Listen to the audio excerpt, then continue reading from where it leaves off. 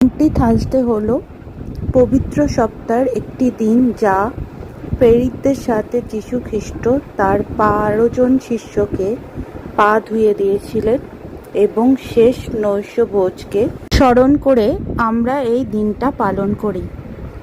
এটি পবিত্র সপ্তাহের চতুর্থ দিন, বৃহস্পতিবার পালন করা হয়।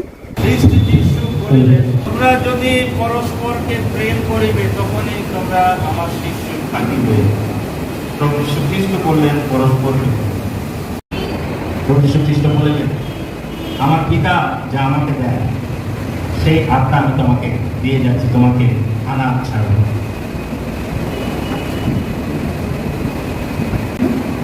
তোমরা যদি পরস্পরকে প্রেম করিবে, তখনই জগৎ জানিবে যে তোমরা আমার শিষ্য।